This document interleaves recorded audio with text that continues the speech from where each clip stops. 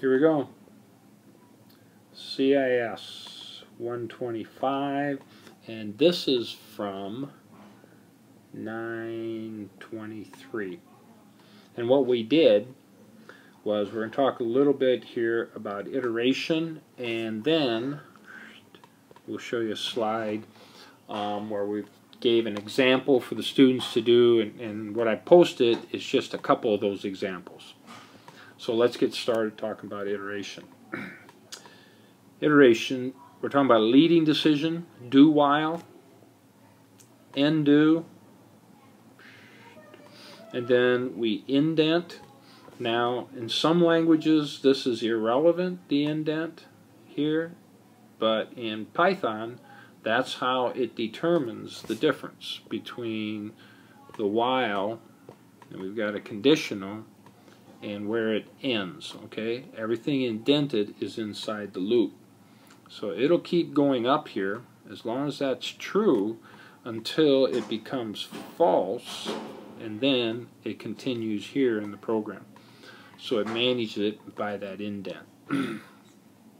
And then there's some other syntax you have to be concerned about. So here we did an example. We have a start and input. You know, you might have a lot of programs are going to start to have some initialization early on in the program. Maybe that would be up here. And then a leading decision, you have a connector, and then you have the decision. If it's true, we're going this way. Then we come back up to the connector. No processes in between here. No processes in between here.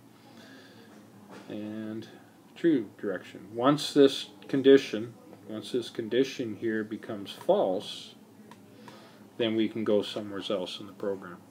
And eventually in this case we came down here and we stopped. Alright, so the example we used here was we checked to see if wage is greater than 0, then if that's true, we're going to process here. So in here somewheres, down here, we would have to input wage so that eventually we could put 0 in for wage, have this become false, and then continue the program from after the end do. This information in here, you know, here I've got just a few items of code, but there could be a lot of code, but almost always you have some method here of ending the loop. This will change this to false. In this case we're using an input to change it. Now what do you check? For example, why do we pick wage? You pick something that's easy. We call that a flag. In this case here we said wage is 0 or less would be our flag and cause us to quit. In some files there's an end of file marker, so as you read the data in the file, when you hit the end of file marker it knows to stop. And a lot of that's really well done in software nowadays, in programming languages. Okay, so let's take a look at to help you out when you are figuring your IPO, and you know what you're going to do to process, you know what you're going to put in, and you know what you want out. And here then you might be doing quite a bit of either flowchart or maybe pseudocode. Okay? Almost always, let's just say we've got a start, and you do some things, and a leading decision would almost always have this. You have a connector in the decision. You can go in, do all this work, and then eventually come back out. So some people, they'll start like their flowchart or their pseudocode, and they'll write all that work, but they'll leave a space up here, or they'll put this in, not even sure exactly what they're going to use to flag it, but they'll put that in first, right here. So then, as they do this work, it'll all be in there, and then somewhere here, they're going to need something that will cause that to become false, and then they can continue on in their program. All right. Then the next thing, an example. We inputted a name, their base pay, and their sales.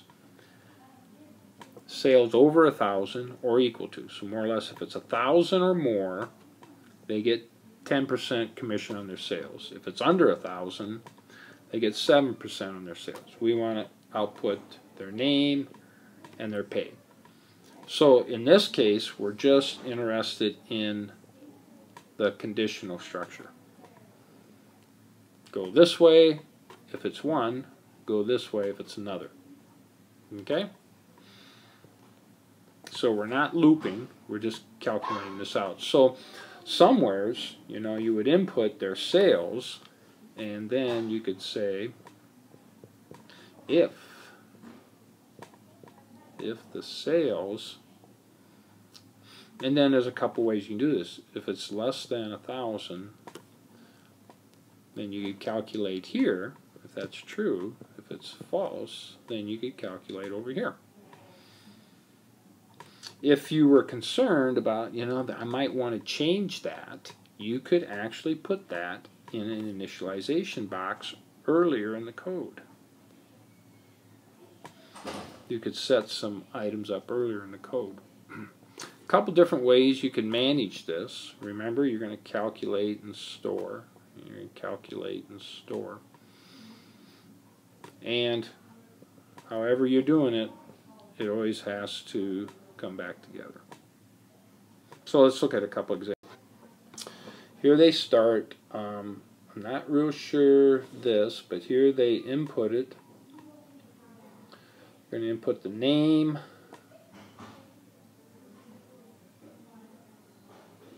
base pay, and sales. Okay, got a parallelogram. Here they're checking if sales is greater than or equal to 1,000. Here they should just put true. And the commission, they calculated commission. If that's not true, then it must be under 1,000. So they figure the commission over here. Calculate here, store here. Calculate here, store it in commission. Then they have a connector. That's cool.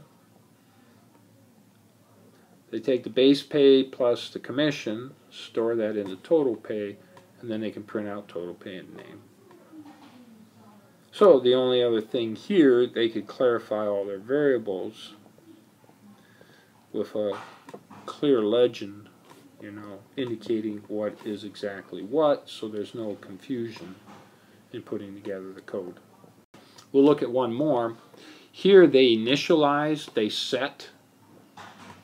This is a very good thing to do. You can set those. So what they set is they have the cutoff. They maybe didn't use the word cutoff, and they, you know, said, well, we're going to set that at 1,000, and then the percentages. You know, they had the 10% for the high, and I believe the 7% for the low. For the high, for the low. And then down here in the program, they can multiply by the high or multiply by the low to figure the commission. So you have the true, you have the false part, and sales greater than or equal to the cutoff. It's a little hard to see that here, but that's how they can do it. So then they input the information, do that, and then they can print. And of course there's more down below here. Comes back together. Okay. So, key things. We should be able to use a conditional and have that come back together.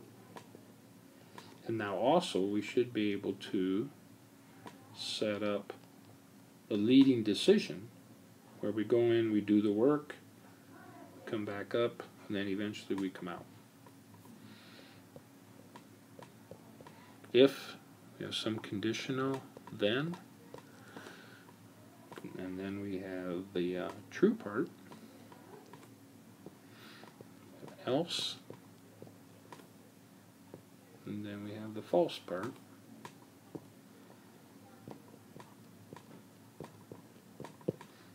And end if. Now, in Python, you know, the syntax is a little bit different. You have the colon, you have the conditional colon, you have else and the colon, and you don't need the end if because Python recognizes these based on the indents. The same thing with this here. You know, we can have a while. We have some conditional. And as long as that's true, it does whatever is indented. And then when it's not indented, that would be the end while.